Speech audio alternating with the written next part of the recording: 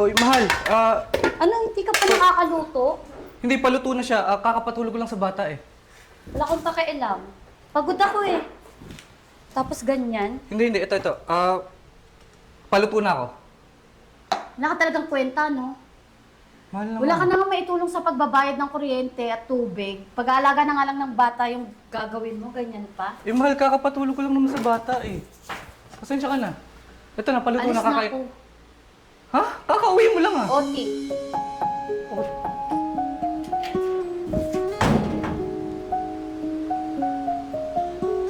Kumusta? Okay ka lang ba?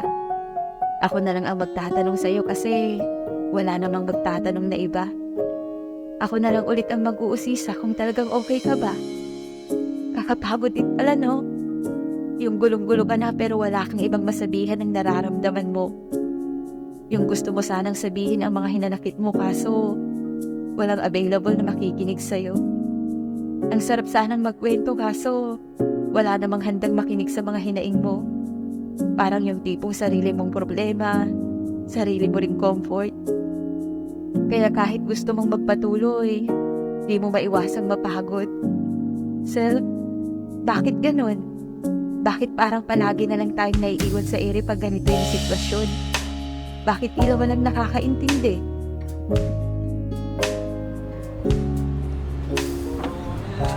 Ay, hi po, Sir Noah. Hoy, Camille. Teka, bakit parang puyat na puyat ka?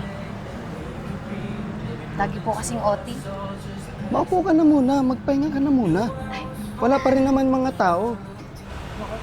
Salamat po, Sir. Siya, nga pala, baka gusto mong sumama. Mag-out of town tayo, 2 weeks. Naku, parang nakakahiya naman po. Ano ka ba? Ba't ka nahihiya? Alam mo namang isa ka sa paborito kong staff dito. Pag-isipan ko po, Sir. Sige, basta pag pinag-isipan mo, sabihan mo lang ako ha. Okay, Ihanda mo lang yung passport mo, sa Taiwan tayo pupunta. Okay po, Sir. Ha? Siya, mauna na muna ako. Meron lang akong kakausapin dito sa kabilang kliyente, ha? Okay, Sir. Thank you po.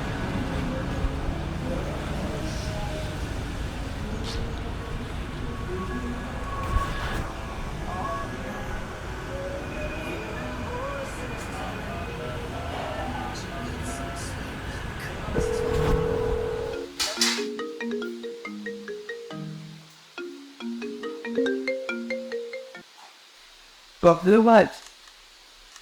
Hello. Wala akong kwentang asawa. Hey. Mawawala ako ng 2 weeks. Meron kaming outing ng company natin. Ha? 2 weeks? Ano gagawin mo to? Huwag ka nang marami pang sinasabi. What?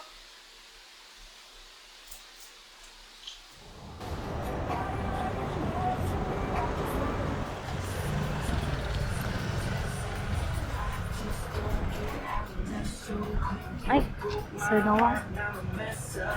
Ano, Camille? Napag-isipan mo na ba? Opo, Sir Noah. Sasama po. Talaga? Buti pinayagan ka ng asawa mo. Okay, Sir Noah. Yaw mo yun. Uy, salamat ah. Salamat. Dito tayo ah. Basta yung dating tagpuan, doon tayo magkikita. Yung mga gamit mo, passport, huwag mong kalilimutan ah. Okay, Sir Noah. Asikasuhin ko na. Oo, basta pag-uwi mo kagad ah. Basta 2 weeks tayo mawawala doon ah. Opo. Ha? 2 weeks Nagpaalam tayo. na. Ha? Sige. Ha? Yung, kita tayo. Yes!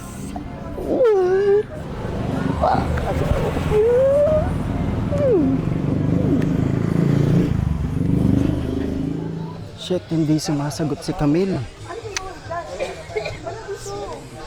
Sana walang asawa niya dito.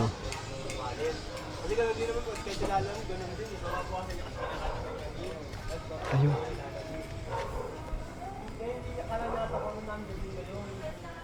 Camille! Camille! Camille!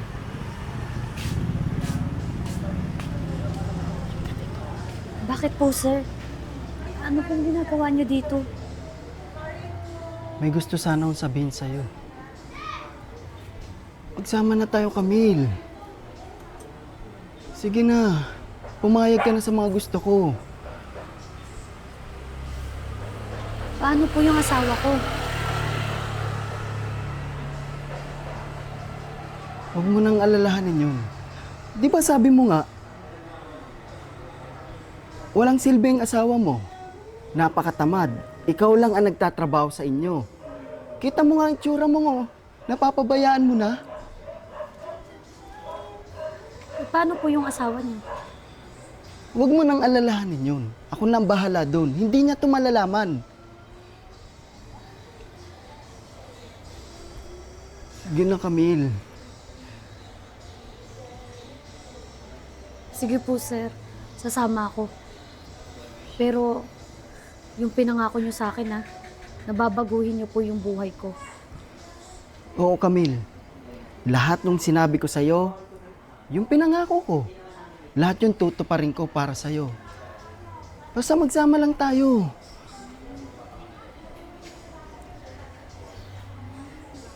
Opo, sir, sasama ako. Pero sa ngayon, kailangan niyo po munang umalis. Kasi baka makita po tayo ng asawa ko. Sige, sige. Basta yung pinangako ko sa'yo, yung lugar kung saan tayo magkikita, puntahan mo ko doon. Lahat doon ko sasabihin sa'yo. Yung mga plano natin. Ha? Sige. Opo, sir.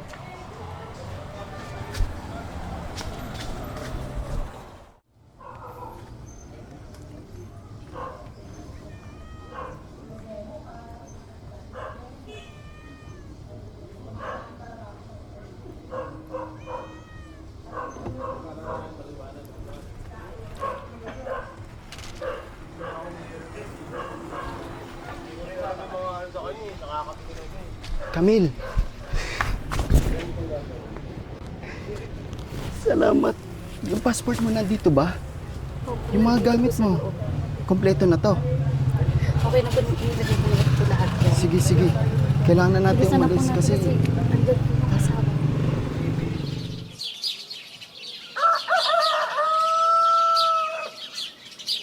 Pre! Uy, ano yun? Pre, sakto. Wait lang. Alibi, bolo, bolo. Thank you. Nilalagnat pa nga si Yana eh. Pre, si Camille. Oh, bakit? Nakita ko sa bahay mismo nila Sir Jonas. Nakipag-live-in na pala. Ano? Eh, nasa team building siya. Ang building, pre. Kita-kita ko sa mga mata ko. Nagpaalam sa akin, 2 linggo mawawala dahil sa team building. Pre, dumaan ako sa may bahay nila. Kita ko mismo sa may bintana. Nakipaghaligan pa nga silang dalawa eh. Huwag kang magbibiro. Ay, seryoso ka. Pre, paano ako magbibiro? Totoo ang sinasabi ko. Pre, kita-kita ko mismo sa dalawang mata ko. Ano ka ba? Paano na sa team building yun eh? Ando nga sa bahay nila. Kanina ko lang nakita. Tsaka paano yung anak mo, pre? Pwede ko iwan mo na sa'yo, pupuntahan ko. Iwan? Sige, mamaya pa naman lakad ko eh. Sigurado ka? Oo, sige, ano. Pupuntahan ko lang siya. Pre, huwag ka mag-skandalo dun ha. Hindi, pangako. Ay, teka pre. Ano ulit address nila? Ano pre, Barangay Kaliwaan. Sige, Manlakat salamat. Street. Bakit tingin nila na di tayo nasasaktan? Bakit di nila nakikita na may lungkot sa ating mga mata? Bakit di nila mahuli-huli na may halong pagpapanggap ang ating mga ngiting ipinapakita? Nakakapagod na kasing magpanggap. Nakakasawa na kasi minsan na magkunwaring palagi tayong matatag. Alam naman kasi natin yung totoo. Yung katotohanan, nahihirapan na rin tayo. Kaso, kahit hirap na tayo, wala man lang nagtatanong. Walang may paki kung totoo ba talagang maayos ang kalagayan natin ngayon. Nakakasawa na rin maghintay na may magtatanong na, kumusta? Kaya pipilitin na lang natin maging okay, wag na lang umasa. Pero kaya pa naman natin to, di ba? Di lang tayo okay, pero tayo naman ay magpapatuloy pa. Payakap na self, yung pangmalakasang hagha, magiging okay ka rin. Hindi man ngayon, pero yung panahong yun ay darating din. Papaalala ko lang ulit sa'yo na sobrang tatag mo. Kaya please lang, kahit gaano kahirap, huwag kang susuko. Di naman panghabang buhay ang mga sakit na ating nararanasan. Dahil may bahaghari at araw na magpapakita sa bawat pagkatapos ng ulan. Basta self, Kapit ka lang ha. Kumapit at magpatuloy ka.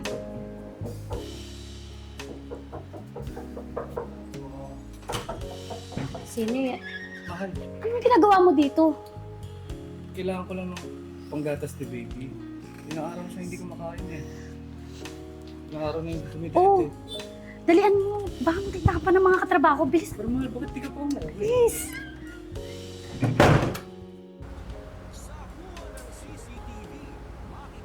Ang laki talaga ng bahay ni sir. Dami pang mga gamit. Hello? Ano ba't ang tas ng lagnat mo? Ha? Ano lang?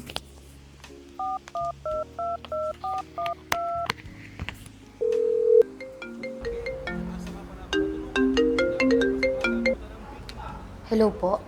Hello, Camille. Si Jit hindi pa umuwi. Ha?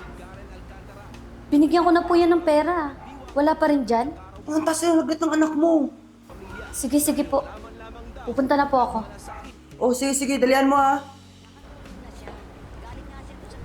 Camille, ano yun? Saan pumunta? Yung anak ko kasi, may sakit daw. Hindi umuwi yung asawa ko. Ano? Kailangan mo ba ng pera? Hindi na. Tawagan na lang kita mamaya. Sige, update mo ako ha.